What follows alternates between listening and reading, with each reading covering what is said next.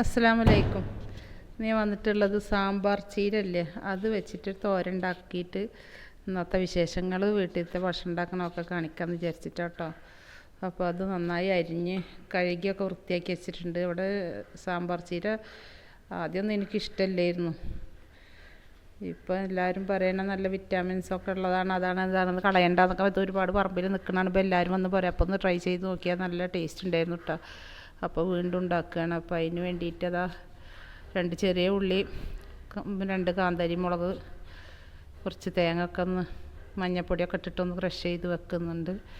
ആ ചീര നന്നായിട്ട് കഴുകി വൃത്തിയാക്കി അരിഞ്ഞ് വെച്ചിട്ടുണ്ട്.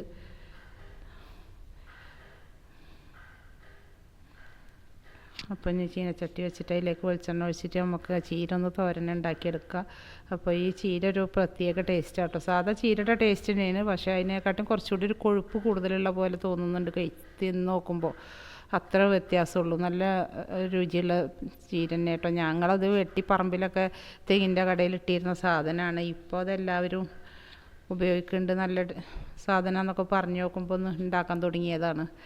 ഇതിൻ്റെ ഗുണങ്ങളൊന്നും അറിയില്ലായിരുന്നു ആദ്യം, അതുകൊണ്ടാണ്. അപ്പോൾ എല്ലാവരും ഞാൻ അങ്ങനെ വീട്ടിലൊക്കെ നിൽക്കുന്നുണ്ടെങ്കിൽ ഒക്കെ ഒന്ന് ട്രൈ ചെയ്ത് നോക്കുക.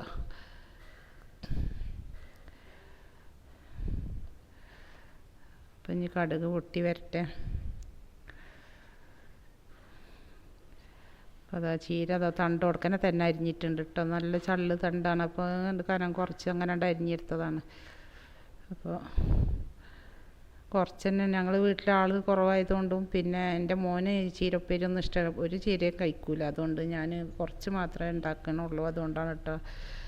അപ്പോൾ അത് വഴന്ന് വരുന്നുണ്ട്.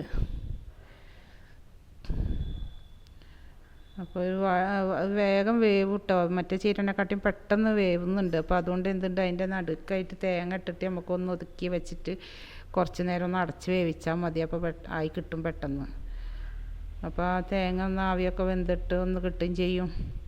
ആ സമയം കൊണ്ട് ചീരയും വേവും അത്രേ വേണ്ടുള്ളൂ. ഇനി നമുക്ക് ഇപ്പോൾ മത്തിയുടെ പനിഞ്ഞിയുണ്ടല്ലോ, അത് കിട്ടുമ്പോൾ ഇങ്ങനെ ഒന്ന് ട്രൈ ചെയ്ത് നോക്കിയിട്ട് എല്ലാവരും നല്ല ടേസ്റ്റ് ഉണ്ടായിരുന്നു. നമ്മൾ സാധാ കായം തേക്കുമ്പോൾ അതിൽ മുളകൊന്നും പിടിക്കാൻ പണി. അപ്പം ഈ കാന്താരിയും ചെറിയ ഉള്ളിയും ചതക്കിയിട്ട് ഉണ്ടാക്കുമ്പോൾ ഒരു പ്രത്യേക ടേസ്റ്റ് ഉണ്ട് പനിഞ്ഞിന്.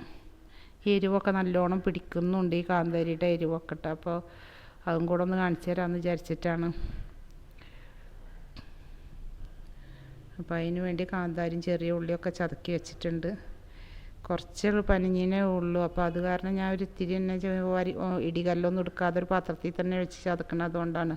അപ്പോൾ അതിനുള്ളതൊന്നുമില്ല. അപ്പോൾ ഒരു കുഞ്ഞിയെ ചട്ടി വെച്ചിട്ട് പനിഞ്ഞീനൊന്ന് അപ്പുറത്ത് വെക്കാമെന്ന് വിചാരിച്ചിട്ടാണ്. അപ്പോൾ കൂടെ ചീരപ്പോയി റെഡിയായി വന്നിട്ടുണ്ട്.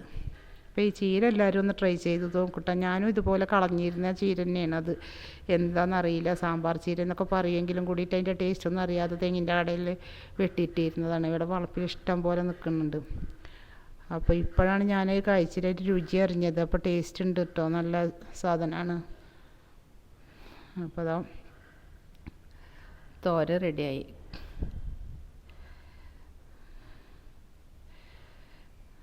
പിന്നെ നമുക്ക് പനഞ്ഞീന് വേണ്ടിയിട്ട് ആ ചട്ടിയിൽ കുറച്ച് വെളിച്ചെണ്ണ ഒഴിച്ച് കൊടുക്കുക.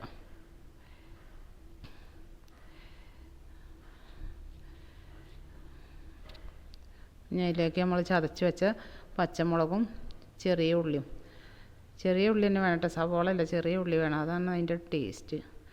എന്നിട്ടൊരിത്തിരി ഉപ്പും മഞ്ഞളും ഇട്ടിട്ട് ഒന്ന് വഴറ്റിയെടുക്കുക.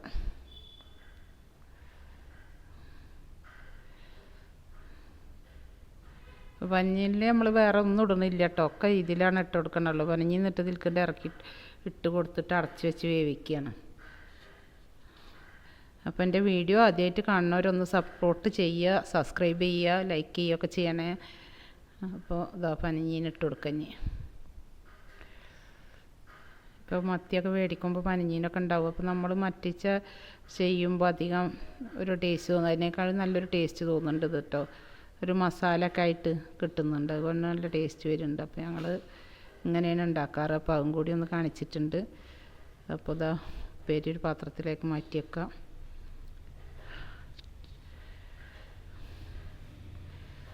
പിന്നെ മത്തി മുളകിട്ട് അങ്ങനെയൊക്കെ ആയിട്ട് ഇന്നത്തെ ജോലികൾ ഇതൊക്കെ ആയിരുന്നു. അതൊക്കെ ഒന്ന് കാണിക്കാമെന്ന് വിചാരിച്ചു. ഇനി നമുക്ക് മത്തി പൊരിക്കാൻ വെക്കാണ്ട് കേട്ടോ.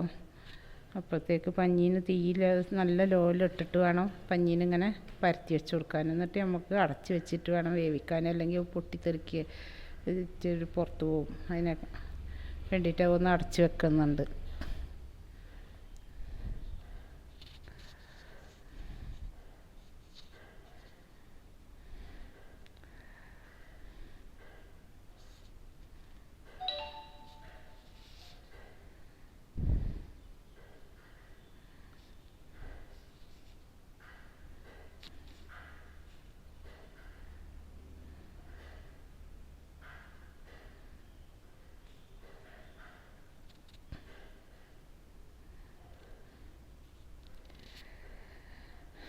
അപ്പോൾ അതൊക്കെ പൊരിച്ച് കഴിഞ്ഞ് ഇനി ഞങ്ങൾ ചോറിനാൻ പോവുകയാണ്. അപ്പോൾ ഇതാ ചോറെടുക്കുകയാണ്.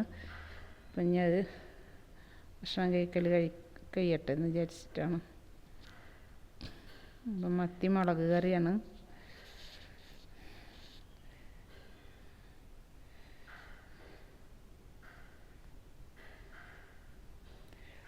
മാങ്ങ ഒക്കെ ഇട്ട് വെച്ച കറി കേട്ടോ. അതുകൊണ്ട് മാങ്ങ തിരഞ്ഞു നോക്കിയതാണ് കഷ്ണം. മാങ്ങ എനിക്കെടുത്ത് കഴിക്കാനായിട്ട് നല്ല ഇഷ്ടമാണ്. അപ്പോൾ അത് മാങ്ങ കഷ്ണം തിരഞ്ഞു നോക്കിയിട്ട് എടുക്കുകയാണ്. അപ്പോൾ എൻ്റെ വീഡിയോ ഇത്ര ഉള്ളൂ. എൻ്റെ വീഡിയോ ആദ്യമായിട്ട് കാണുന്നവരൊന്ന് സബ്സ്ക്രൈബ് ചെയ്ത് സപ്പോർട്ട് ചെയ്യുക. അപ്പോൾ ഇനി അടുത്ത വീഡിയോയിൽ കാണാം. ബൈ.